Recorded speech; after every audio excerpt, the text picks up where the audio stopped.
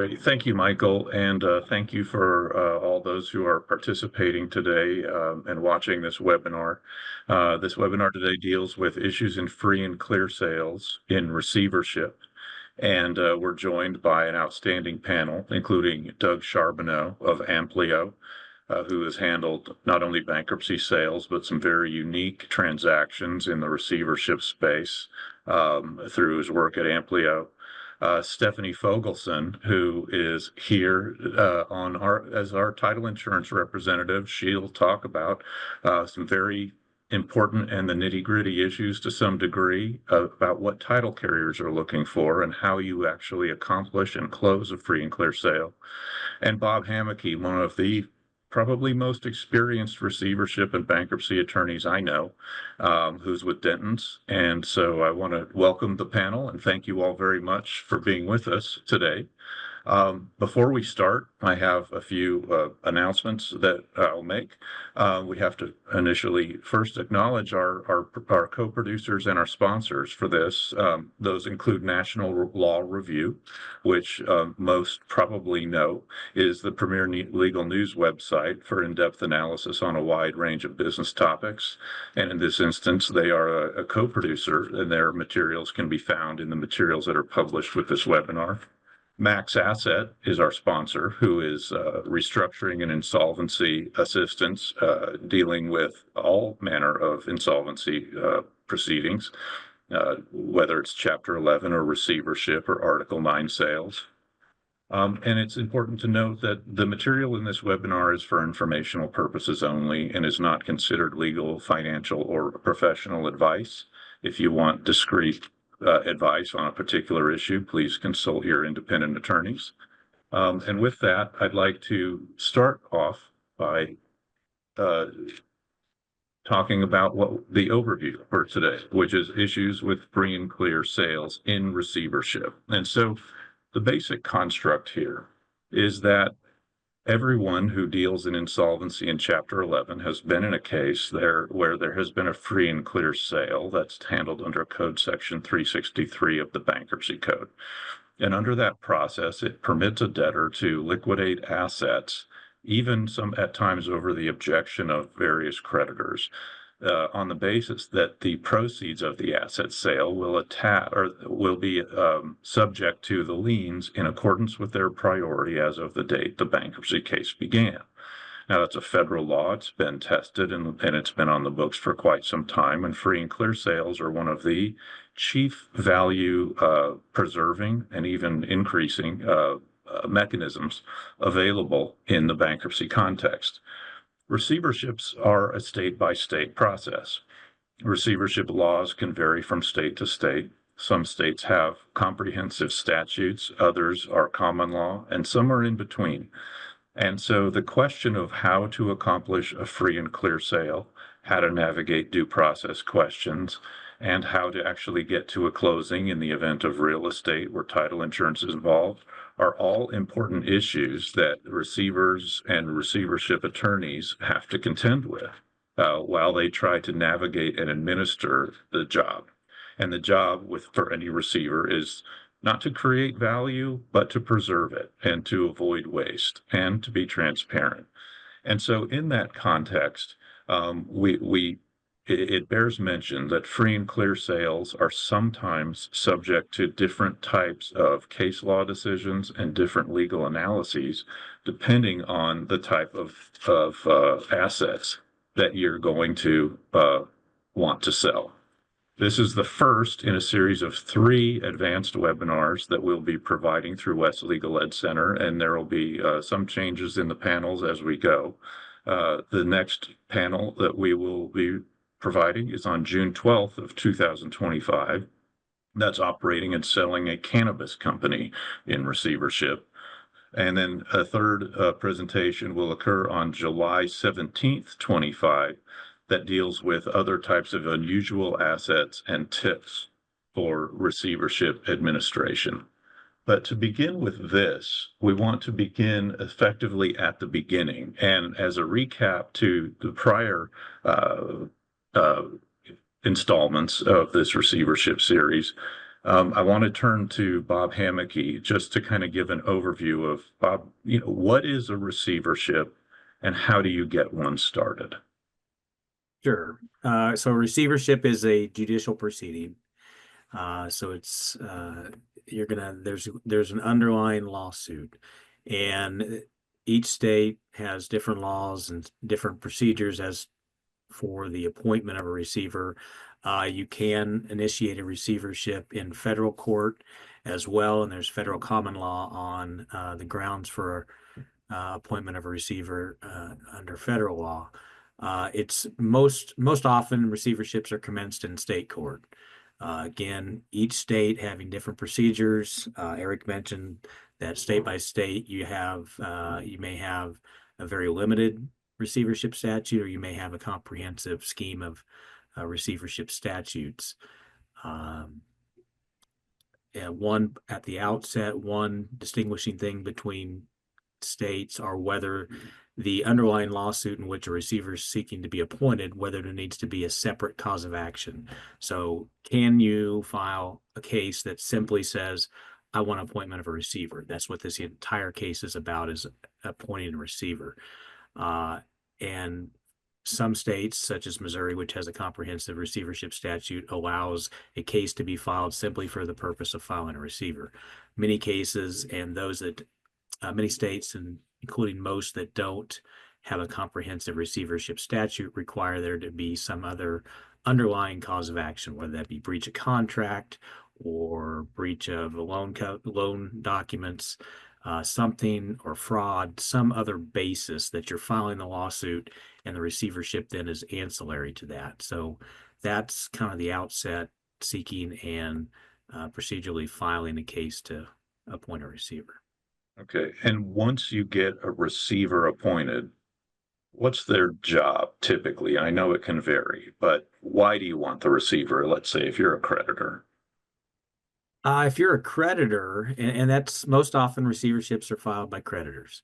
There are states in which, and it's probably, I would expect those to be the minority, in which a debtor, so the party that sought to be put into receivership, may initiate that themselves. There are states that provide for that. There are a few that don't spell that out specifically by statute, but the judges allow it, but many do not utilize or not allow. Many states do not allow that for the debtor, the ultimate receivership debtor, to be the filing party. But so most often, yes, it is a creditor that's filing the case. The scope of the receivership really depends on the scope of the relationship between the parties.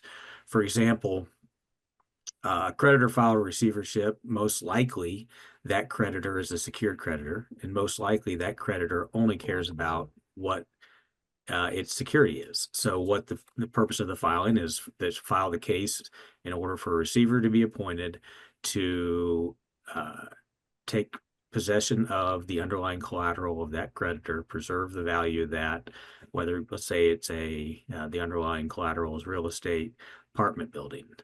Receiver comes in, takes possession of the apartment building, manages and runs that apartment building during the pendency of the lawsuit, which may be a judicial foreclosure or something like that. So you have a receiver appointed specifically with respect to that apartment. In other instances, including receivers can also be filed by other interested parties, so such as a minority interest holder, equity holder in a business, or in a LLC, Inc., some kind of operating business. They may be seeking a receiver to flush out fraud or gain information related that's not being provided by a majority interest holder in that business. And in those instances, the scope of the receivership is literally the entire business of and the entire operations of the ultimate receivership debtor. So scope will be case by case specific, and it's something at the outset, you as an attorney for a party that's seeking the appointment of a receiver, you want to define that scope pretty early, define what the objectives are, not bite off more than you have to, because that creates other responsibilities and fiduciary responsibilities to other parties. that maybe you don't want to take on. And another way of thinking about this is states identify the scope of receiverships as either limited or general. And other similar terms might be used, but a limited receivership is a receivership that is over a limited subset of property. It can be a small subset, can be a large subset, but over a specific property. A general receivership is a receivership over that receivership debtor in whole. So everything that encompasses that receivership debtor. So it is wide open as to what the scope of receivership may be. So, and I want to seize on a phrase that you use, biting off more than you have to. So I'm going to turn to Doug here in a moment. But Doug, you and I have spoken offline about this, and that your case is kind of has enough complexity in it that it can lend itself to a longer discussion. But if I understand correctly, and I'll let you flesh it out a little bit, you or Amplio has been involved in the past in a receivership in which there were different jurisdictions, including a state in which farmland and I think maybe some residential property was held, coupled with in the same tract land that then crossed the border into Native American territory, which also bore administration, maybe in the receivership, and I think you've said over which at least the receiver exercised some level of control. And I don't know if that was also farmland, but this one circumstance, could you describe for me the different types of real estate and the different jurisdictions? Because as I had it, it was farmland, it was residential real estate, it was Native American land, and maybe there were some other things in there too. Could you kind of lay that circumstance out for us? Sure. This was a family farm, 40 years in business, immigrant family, doing very well, and they just stubbed their toe one year, and the bank moved for a receiver under Washington law. Amplio was appointed as receiver. I became the operator for the project, and I had to learn about receivership law because I'd only worked in the federal bankruptcy rules, Chapter 11, including 363 sales. So I understood the process at the federal level, but not at the state. Luckily now rules and regs are online, so I was able to very quickly pull up the rules and regs for Washington. And probably most important is the receivership document itself. Talk about the scope of work. It was very well laid out in the appointment motion and order that gave us our marching orders to take full control of the farm and the situation. Farm was about 1,500 plus acres. 800 or so was fee simple, owned by the family, and 700 or so was leased from family members, some cases leased from third parties, and about 400 acres was actually leased from the Yakima tribe in the valley. And the BIA, Bureau of Indian Affairs, handled the lease situation for them, but it was leasing through the BIA through to the tribe. We had no land that we owned that was in the tribal area, although technically all of the land in the Yakima Valley is tribal land by general definition, not by specific definition, as far as where the reservation lines start and stop. But in that type of situation, and Washington is not unique, of course, California and other states with native populations, probably all 50 states, have some relationship or not between what's tribal versus what's state law or federal law. So we had to deal with that. But luckily, all of our fee simple land did not have anything to do directly with the tribe itself. We tried under the ability to try and achieve best value for the bank lender to sell the property in total, the fee-owned farmland and certain properties, including some non-farmland residential properties in the little towns around where the farms were. And we found that was going to be a problem because the buyers wanted access to all 1,500 acres because that's where the value came from, was having this whole patchwork pulled together. And we realized that the leases with the BIA were not necessarily transferable And certainly through a state court, it'd be a whole different action than say through a federal court. So we had a real problem of saying we could keep it all together for a potential buyer. So we focused on trying to sell parcels individually, and that didn't work so well as well. But we ultimately came upon the fact that the bank wanted some money sooner rather than later. So we decided to sell some of the residential properties themselves, again, some of which were on farmland, and some of which were in towns. So we set off on that path and went through the process of trying to get them approved in court. So, and I don't know if Washington is this way, which I believe you said that's where this particular case was, but I know in Missouri, for example, there are special protections for family farms and residences on family farms in the Receivership Act. Did you encounter anything similar to that in Washington? Or Never came up. okay, That was family owned, but that issue never came up. It was it was an LLC, 5 family members owners, and we took over control. Interestingly enough, talk about scope of work, it specifically excluded the fact that we did not have to do their LLC tax return for them, which became an issue for them because how did we give them the data so they could prepare their own returns? How do they pay their accountant to prepare their returns? Because we flopped over a tax year, which they hadn't filed yet. So that, again, since it was outside of our scope, we didn't focus on it, but in some cases it's inside the scope. So just be aware of that. We forced them to hire their own accountant, and we fed them data as best we could. all right. So Stephanie, and I mean, lawyers and the consultants and turnaround folks, we can come up with transactions. Easy, right? We're gonna come up with this is just okay. Now let's get the title coverage, let's close. And a lot of times we're not fully incorporating into our analysis the concerns title companies may have. So not that you have to tick through each of these, but Doug's situation presented owned real estate, residential real estate, owned farmland, leased farmland, land that was administered through a federal entity, but owned by a Native American tribe. Buyers want it all assembled because it's relatively contiguous. If that lands on the desk of a title insurance company or anything similar to it, what generally speaking, not anything in specific here, but what generally speaking, what information, what are you going to want to know about the transaction they're trying to accomplish in order to evaluate whether you can issue a title policy? So this specific example is really hard for my desk in my office because we are strictly commercial, right? So this one has a little bit of a weirdness to it, but I'm going to pretend like the example is more in the realm of it's a commercial building receivership, if that's okay. So ultimately, just like any other title process, I don't know that a lot of people actually understand what the process is and what we're trying to accomplish essentially, but at its most basic level, we're doing a thorough exam of public records, from county records, tax records, court records, prior deeds.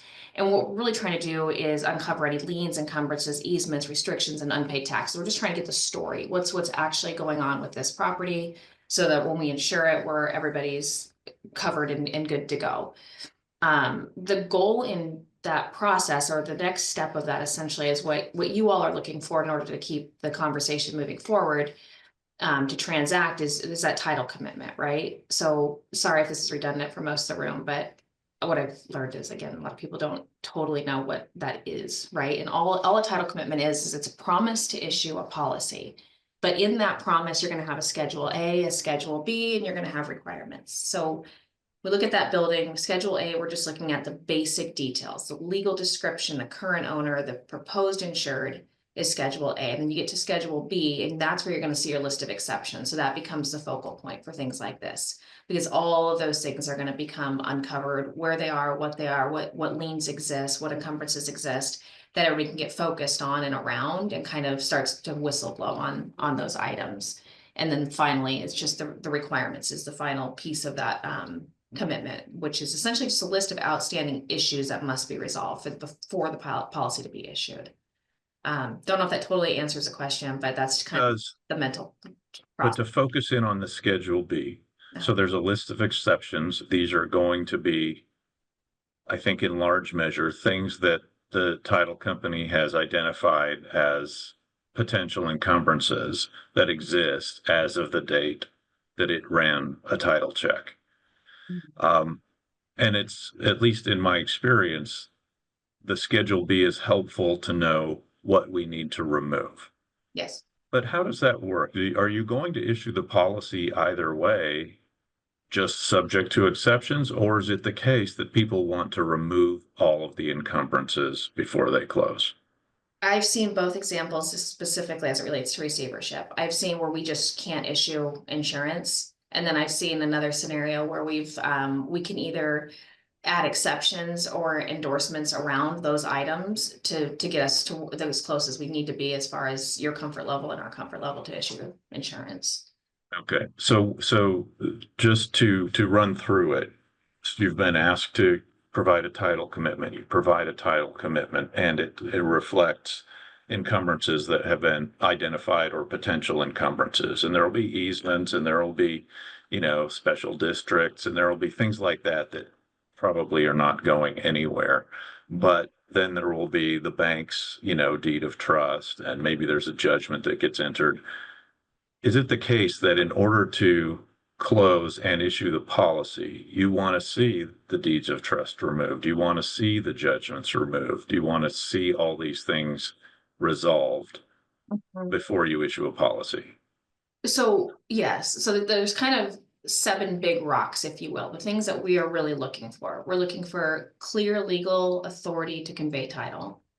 We're looking for the chain of title to be clean and documented.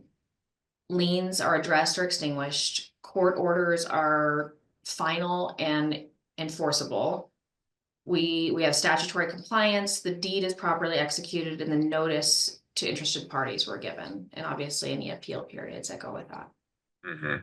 And so would it be your preference then that as parties are working towards a sale, that they involve the title company early, provide you with forms of order that they plan to submit to the judge, provide you with various things so you can review them, so you don't get through a process and say, here are my orders, and the title company says, not good enough?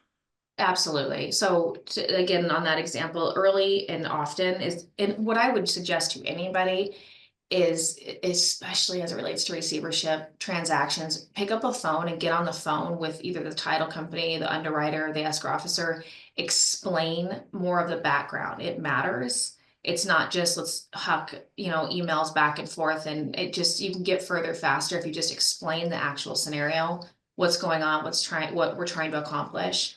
And essentially the title company's biggest sense of peace comes from, has everyone been properly notified? That brings a lot of peace to the conversation, that people were notified properly in writing, and then we can keep the conversation moving a lot smoother out of the gates if we know what is trying to be accomplished, and B, has everybody been notified, and is everyone compliant? Is everyone playing nice in the sandbox together, or is there some heat to this thing? And where are those hot buttons and those hot spots, so we can all focus in on them and ensure that it's handled properly? All right. So Bob, as an attorney, let's say, taken a company, you're representing a lender, taken them into receivership, you've hired a broker, you found a buyer, you're trying to get a sale accomplished, and it's necessary that sale be free and clear. So walk us through the process of getting a free and clear order, at which point I'm going to kick it back to Stephanie and say, okay, let's say Bob's got this order. How do you react to it? But Bob, can you lay out the process of going through and getting a free and clear sale order? Sure. So obviously you want to be in touch with title. I mean, just kind of following forward with what Stephanie said, be in touch with title, know what your other encumbrances, other interested parties might be, what it would mean to be free and clear. You're not going to be free and clear of pre-existing liens. You're not going to be free and clear, most likely. I guess different states will have different statutes. So you're going to have to look at who the interested parties are, what types of encumbrances and interests relate to that property. You need to know that. Need to know, number two, what the state's free and clear or sale laws are. What can you accomplish under the state receivership statute to have a free and clear sale? Is that something that's statutorily provided? Is there common law, so case law that provides for free and clear? What is the standard you need to meet? Then moving forward, as far as procedurally getting that accomplished in court, usually, and probably the more effective way, is to bite that off with 2 bites.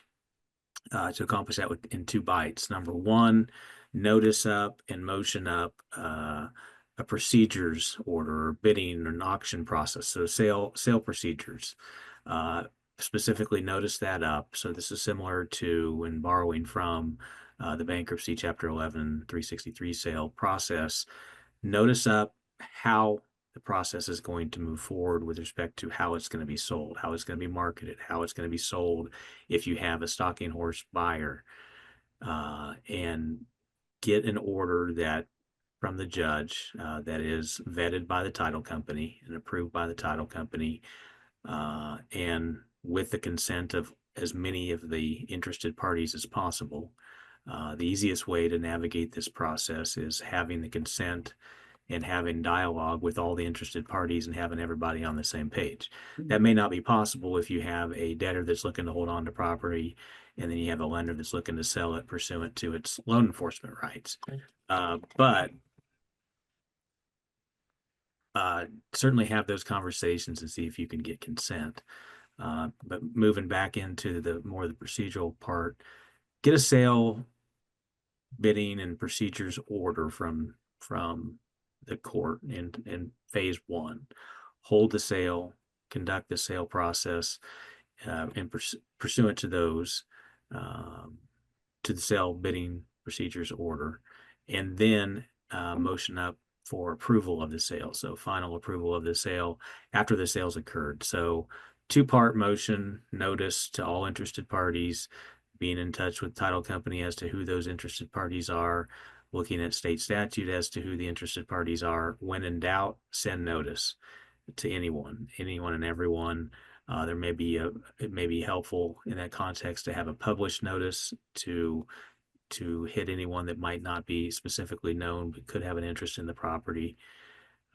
So the 2 parts, notice up both of those, motion up for bids, a bidding procedure, and then the final and secondarily after the sale, motion up and get an order, again vetted by the title company, that finally approves of the sale, says it's a final order subject to appeal, and get a final order entered that the appeal clock is running on.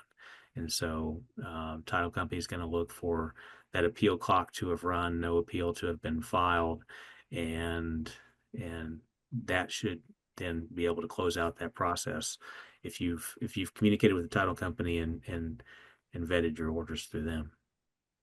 All right. So Stephanie, you're in a case.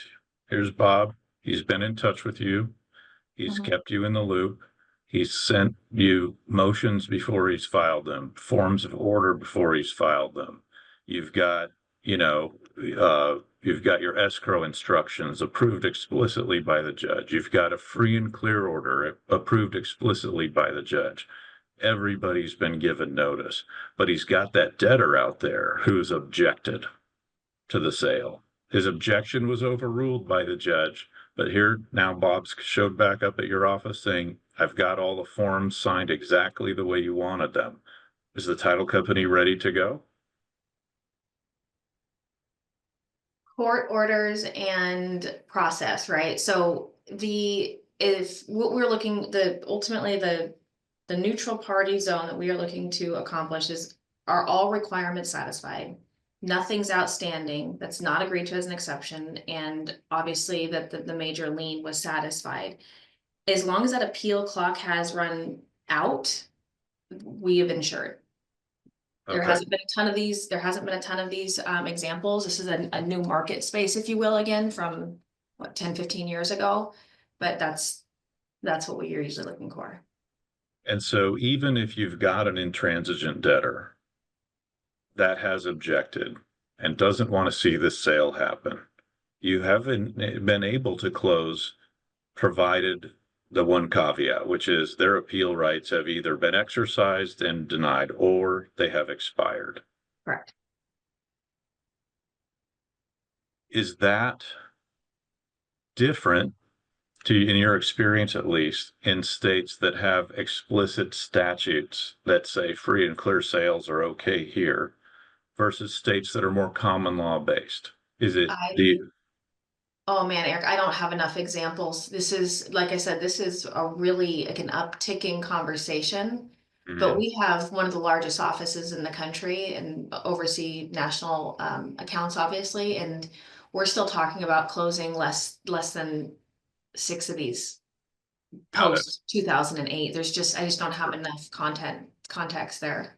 Sure. Sure. Doug, in the situation that you were dealing with, you said you went through a couple of iterations. On one, you had this full assemblage of land that buyers were interested in through leases and ownership, but that couldn't be made to work. You went different routes, ultimately settling on sale of some of the residential properties. And this was in Washington, which I don't know if they have a free and clear statute. I think they may. But did you run into any issues in the sales that you did, number one? And number two, what did you do with the leased land? Right. They did have free and clear in Washington, so we knew that was our path. Convincing the debtor, the owner family, to sell off some of this side project for them, the rental real estate, became an issue because they thought that was a good side business. They also used it for some of worker housing. What they had done was interesting. They would buy 40 or 80 acres from another farmer. There might be a house on the property, or there might be a corner of the property that would be a nice house site. And what they then did was carve out 35 acres for the farm and left 5 acres for either the house that was there or the house they thought they would build. And that ran into a problem on the title company because did they do that carve out correctly in the past that we would then stumble upon something that they didn't do properly? As it turned out, for the most part, they did a good job of carving themselves the properties off, except for one property that, in order to get to the farmland, they had to cross the 5 acres, and they had to get a very quick easement with the themselves as current owners to get the easement in place. And of course, the buyer then had to know that that easement was going to be in place at the closing. And no one had a problem with that because the buyer knew who they were dealing with, and a lot of the families in the valley all know each other. So that wasn't an issue, except that from a paperwork side, we had to get it done before we could close.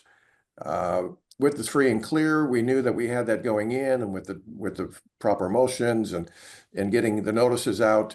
And in our case, even though we had the right to sign the documents as receiver, we still wanted the family to agree. So we made sure that we got motions from the family, or consent motions from them as well, to sell the properties, so that the bank, didn't end up arguing with them. So we never had a problem with anyone objecting to a sale and or having an objection filed in the period after the order was signed. So no problem there. Once we figured out that we could sign as receiver, then we went through 5 or 6 transactions of residential real estate, all at higher than listing prices. We had a good broker. Again, someone who was very well known in the valley and was very well known to the family, so that helped the family make the decision. When the listing prices or the selling prices came in, they felt comfortable that we had achieved best value for them, which obviously the money all went to the bank, reducing their personal guarantees. So ultimately, it all worked out well. We again could never go back to selling the whole lot and barrel to anyone, because we really felt uncomfortable that any of the BIA leases could be assumed. Theoretically, it could. It was very vague in the language. We didn't want to deal with the federal government, let alone the local Yakima Tribal Council. So we just took that off the table. And today they're still farming and leasing that land. To conclude, after we sold off enough residential property, we actually got them into a refinance that took out the bank in total.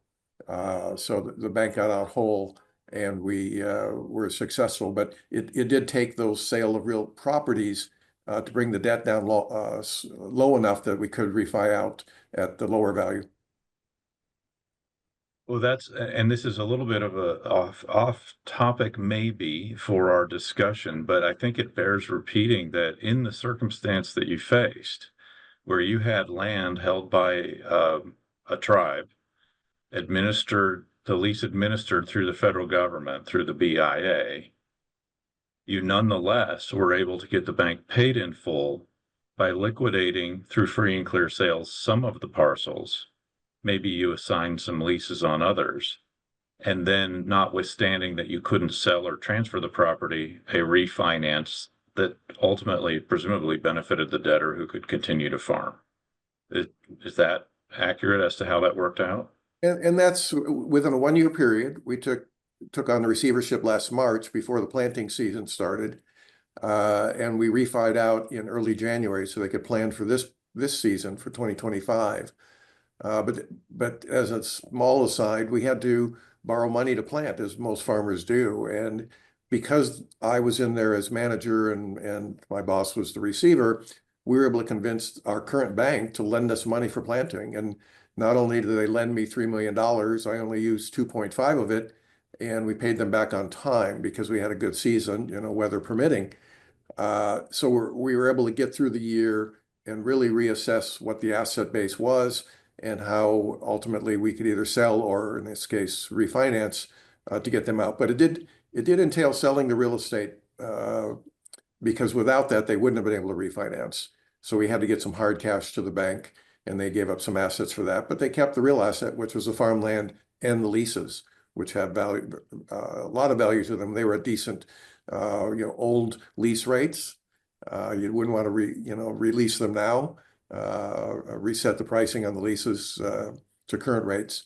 So there was value there for the family to stay alive, and they still are today. So we got in and out, probably much to their chagrin and much to their consternation, but ultimately, it worked out for all parties. And Stephanie, Doug had mentioned something where they were most comfortable getting signatures from the principals of the company, notwithstanding that they had a receivership in place. There's a receivership order vesting the receiver with that authority. And I've seen it go both ways.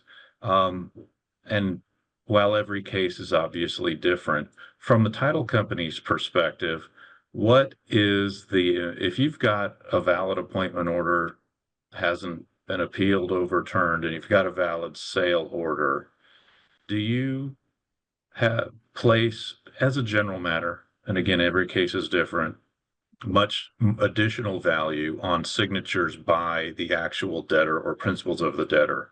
Or is the receiver's execution of these documents, can it be sufficient in the right situation? Every scenario that we've had, like I said, is pretty minimal. The receiver that is court ordered, that's the signature we're looking for. And that's on black and white. That's who's authorized to make these decisions and sign on behalf. Okay.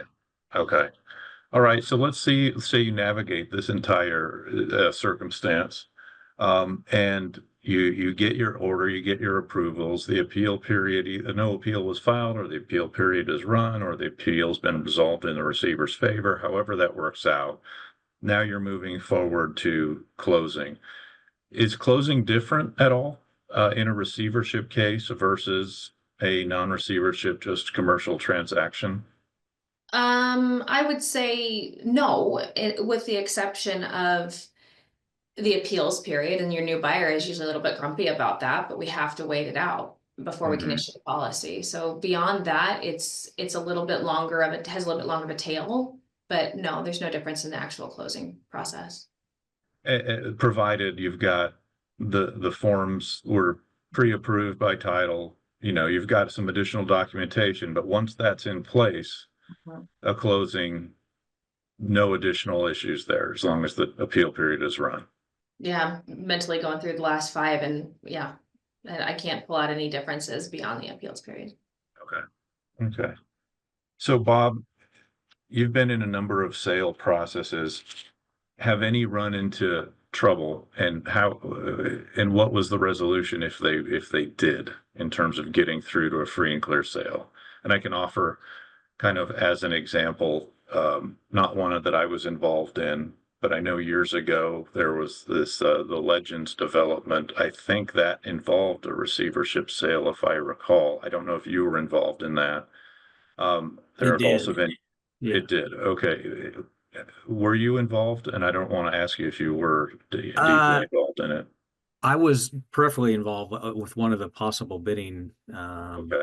parties. Interesting. Denton's was the firm that filed it on behalf of the lenders, a CMBS trust. So that's where I'm at now. I wasn't with Denton's at the time, so I'm fairly familiar with how that went Okay. through. And I've also talked to the. It's interesting, you know, as a local receivership, a very prominent development that had a lot of state ties as well. So I've learned quite a bit about it through the parties that did participate. It was a receivership sale. It's Kansas.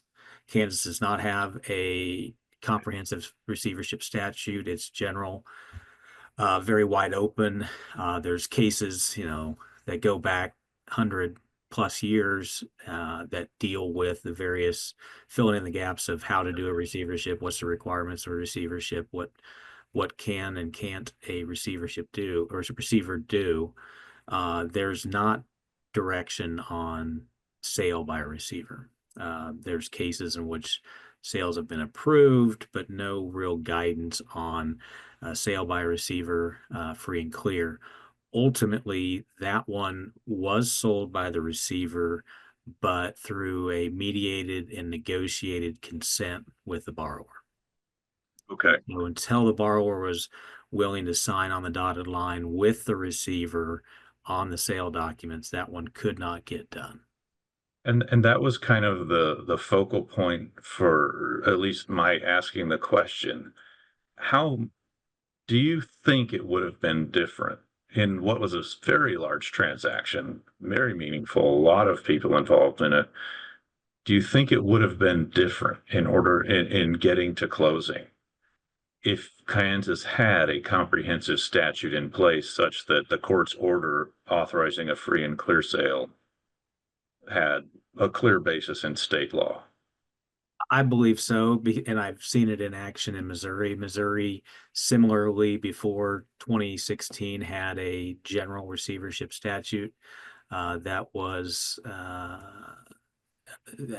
amended and it's hard to say amended, is supplemented. A comprehensive receivership statute was put in place. You go from one provision that's 155 words long to 20+ provisions that provide for all aspects of receivership, much like they have in Washington and a few other states that concern a general or limited receivership. When that was, and one of the provisions in Missouri's comprehensive receivership statute, similar to what Doug said about Washington, is providing for the process and what needs to be accomplished to have a free and clear sale. And in general, the free and clear sale can occur at the discretion of a judge and over the objection of parties if there's shown to be an appropriate marketing process. So there certainly could be objecting parties, but a free and clear sale could get approved and an order entered over objection. Early after the adoption of that in 2016, it took a bit of time in talking through with title companies to get a level of comfort, because you do have a statute, it's new, it hasn't been tested, you don't have an appellate decision, but over the years, now we're 8+ years deep, 9 maybe, as of August of this year, I guess it would be 9 years deep into that. I've found that title companies have become comfortable with ensuring title over the objection because there is a specific state statute. So I think if Kansas had that at the time, I do think it could have been navigated differently. Okay. Well, let me just, before we transition into non-real estate assets, let me just recap this discussion. So to initiate the receivership, you file your lawsuit, you ask for the appointment of a receiver, and you have a comprehensive order that demonstrates what the receiver can do.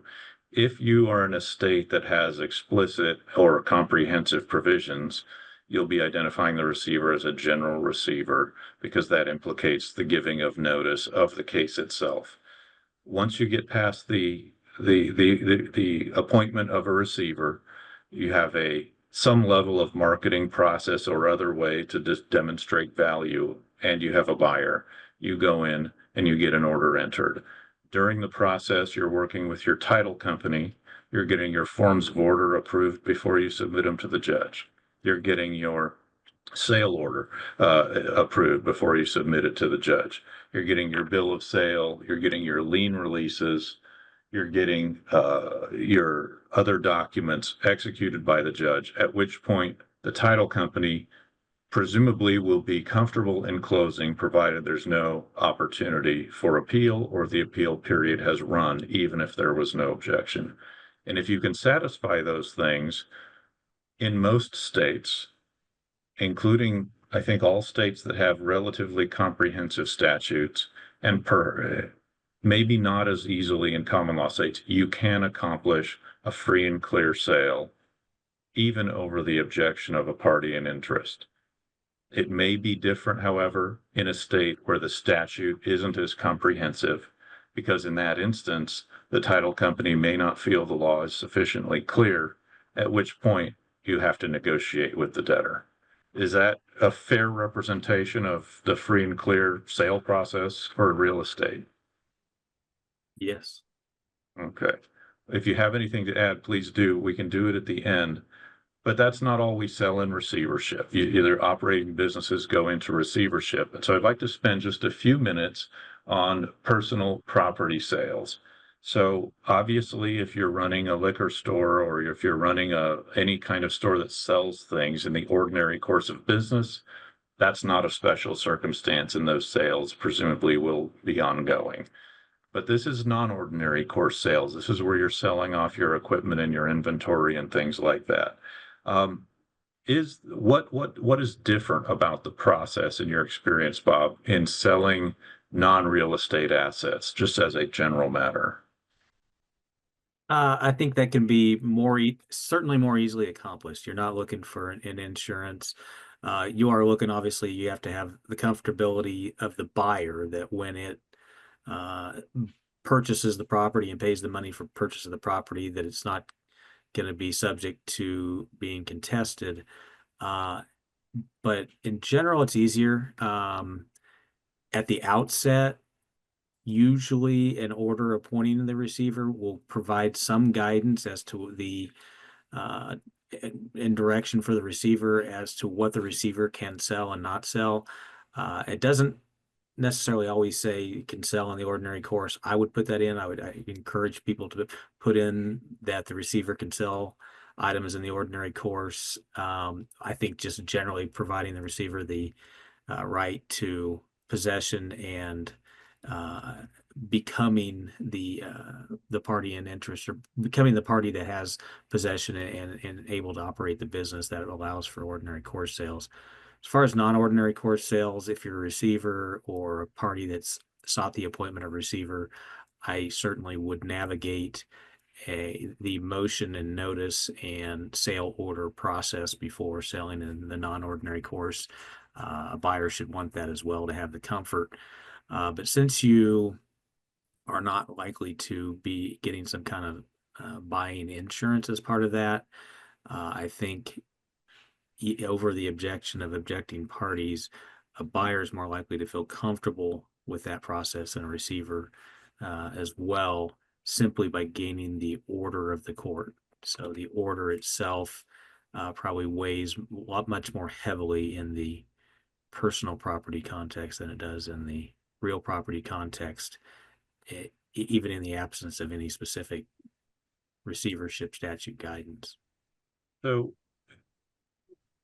if you could walk through a little bit procedurally, so you've got a company, let's say it's shut down and there's equipment, there's inventory, there's artwork and chattels, and there's whatever else that's in there that you're going to just liquidate. Maybe you're going to hire an auctioneer to liquidate it, but you still have a process in place, right? You're still going to conduct a lien search. You're going to give notice to people who have filed liens. You're going to file a motion. You're going to do, what does that process look like in a receivership in terms of, let's say you're liquidating a company. No one wants to buy it as a going concern, so you're selling it off for parts. What are the different motions that get filed, and what steps might you take before you file those motions? Sure. I mean, conversations with all the interested parties. I mean, you're gonna get UCC reports, get any kind of other filing where filings would be filed for perfection of security interest, depending on the type of collateral. All other interested parties. It could be a state. You mentioned a liquor store, so or you can have a city or county license in that so a governmental license of some sort. You want to be able to know how to navigate that process. I mean, certainly with cannabis, very difficult to navigate the process of obtaining the appropriate licenses and not freely transferable. So you need to know the process in that state. And states are becoming much more uh, accommodating and knowledgeable about facilitating transfer of cannabis licenses, related licenses now that, depending on how long there have been the rights to cannabis, to do businesses, cannabis businesses in the state. You're going to want to reach out to all the interested parties and see if everything could be negotiated and everything can be done consensually. And then as far as procedurally gaining that information, a receiver will need most likely, or is best practice, a receiver will want to file a motion to engage any kind of professional that will be assisting with the sale, whether that be an auctioneer or some other consultant that might be assisting in that process. You want to get them specifically engaged. Otherwise, the sale process itself runs similarly that it would outside of receivership. You know, you're conducting the sale in a way that you're trying to maximize value, or using the UCC term, a commercially reasonable process and value. And as far as the court, I treat it very similarly. A non-ordinary course personal property sale, especially if it's of an entire business, I treat it similarly to the process that I mentioned earlier on for real estate, which is a dual process of getting a procedures order in place, getting that approved, navigating that procedure, and then getting a final order approving the sale. Yeah, and just as an aside, I've been involved in cases that have a wide array of different types of personal property, and in one, there was a very, very nice collection of high-end alcohol, right? It was in Las Vegas, and it was tons of stuff, and it was the best. But the receiver doesn't have a liquor license. So all of that went in the dumpster. And I think the neighbors might have enjoyed the weekend, but you know, it is the case that there are things a receiver maybe just can't sell, or maybe there's things that need special permission to sell, such as a cannabis license. And in states, I think they have that navigated. But Doug, to you, I know Amplio deals with a wide array of receiverships and a wide array of entities. Maybe it's the bankruptcy context. And so you've got different types of property, some of which will be disclosed in a UCC search, the liens, and they'll be perfected in a UCC search, I should say.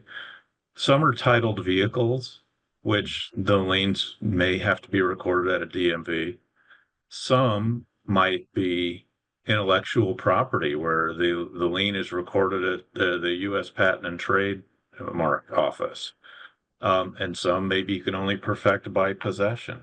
How do you go through that process of, let's say you have these things, you want to sell free and clear. how do you evaluate the circumstance where you've got these divergent types of assets that are the security interest is perfected, and you need to make sure notice is provided to all the lien holders in order to get a valid order entered? Yeah. Yes, we do that all the time, whether it's a receivership or a Chapter 11. You always have to make sure that everyone is on notice, and that could be, in the case I just finished, a Chapter 11 trustee position where we were selling assets. We had assets in lease sites and malls across the country, five different states. We had unique assets in that they were aquarium assets. So the question becomes, did the bank really own the rights and titles to the sharks and the wallabies and the unique animals on site? And actually, they did. They didn't have much value, but they were part of the collateral base.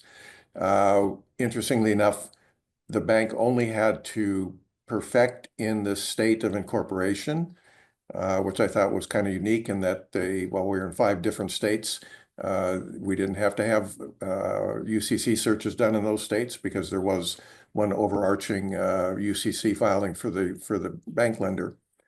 So yeah, you do have that. And in our case, we had to deal with Fish and Wildlife in 5 different states that controlled some of the animals on premise. And the federal government was a federal license. So we had to deal with all those layers of potential to say that we do want to sell. And as we turned out, 4 of the 5 sites we did sell free and clear, one of which we just closed down and ended up having to rehome through the help with PETA and others to rehome about 1,500 animals to new zoos and aquariums. But it was kind of interesting to see who was looking at us as we were trying to do that. And either people that we thought to look to for UCC searches in the bank, obviously, and different agencies, and then people like PETA who came out of the woodwork to say, well, we're interested as well.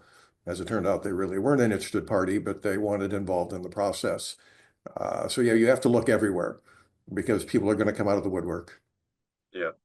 And thank you for mentioning the exotic animals, because I'm going to use that as a commercial for the last installment of this series, which is going to deal with unique types of property to be administered in receivership.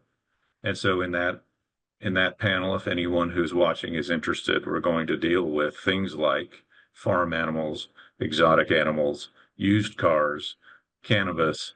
Each of these has its own unique kind of over umbrella of regulatory or legal requirements. You may be able to possess a poisonous snake in Texas, but you may not be able to possess one in Utah. And, there are different features that come into caring and feeding and ensuring that waste doesn't occur. So thank you for mentioning that. But at bottom, I think that based on this discussion, it sounds that while it is easier because you don't have to have necessarily the same extensive sale process, you may not have the same level of detail, and you don't certainly need title insurance to deal with personal property. You nonetheless have to make sure that when you're doing a free and clear sale outside the ordinary course of business, you have to investigate all the sources where liens might be recorded. You have to make sure that everyone who's of record gets notice of the sale. And then you also have to have an order that will foreclose any attempt to come in later and try to interfere with the sale, and probably something where the receivership court might ostensibly retain jurisdiction even after the case is closed, although that might be a difficult thing to actually administer. So I really appreciate the panel. We're running up on the time limit here for this presentation. I want to thank you all for participating today. I think it's very educational, very helpful, and you're all quite wonderful. And thank you so much for your involvement. Thanks for the invite, Eric. Yeah, thank you. Thanks.